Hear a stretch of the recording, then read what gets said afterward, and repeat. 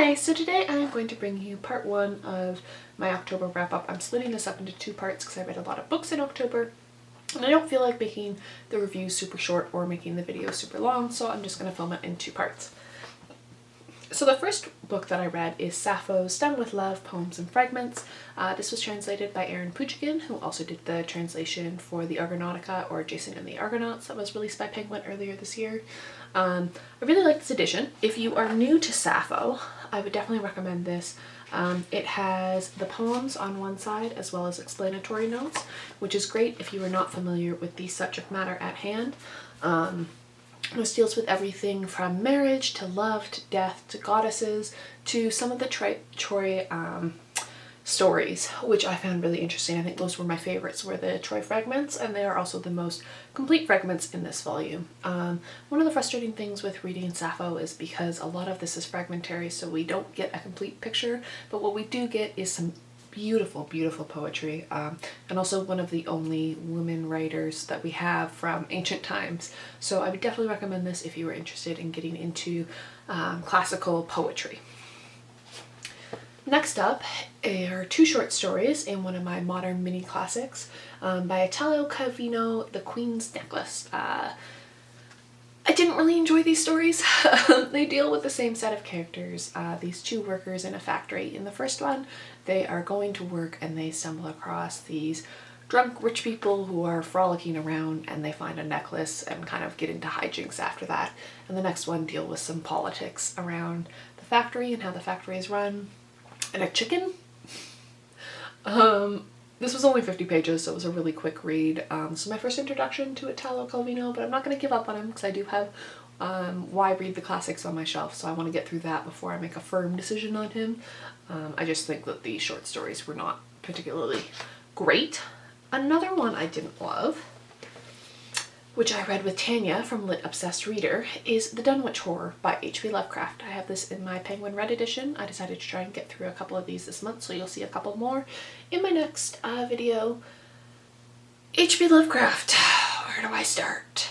He's racist, he's misogynistic. Oh, my hatred for this man. He does write well, but this is a collection of short stories, and dear God, if I had to read one more story in which the main character was evil and twisted and black, dear God, like, could you be any more redundant? Oh, it's just, yeah, I did some research into this, and he's totally a white supremacist, so I'm not looking forward to reading any more H.P. Lovecraft. I can't separate the two. I know some people can. I can't. I'm willing to forgive some things because I do read a lot of classics and classical literature. I do understand in some contexts, yes, I do have to like separate my modern ideals and not judge it by modern standards, but this was excessive.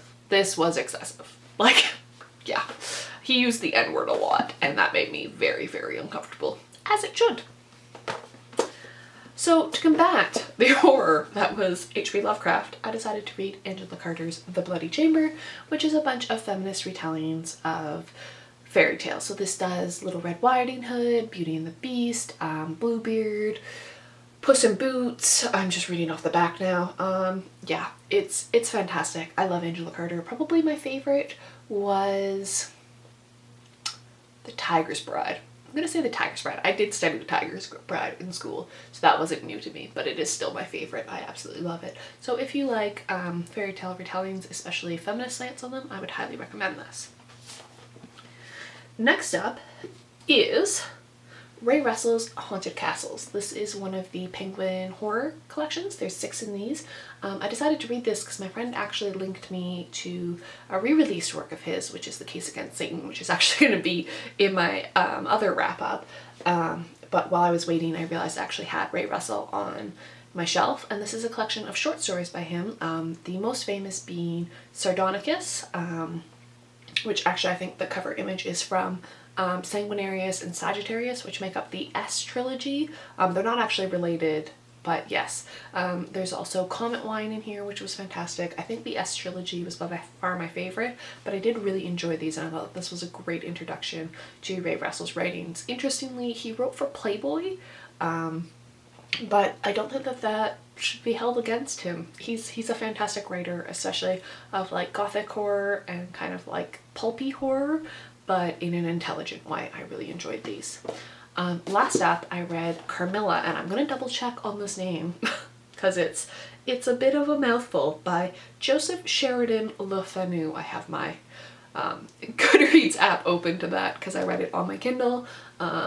This is a vampire story. It predates Dracula and actually was one of the inspirations for Dracula, and it is fantastic. I absolutely love this.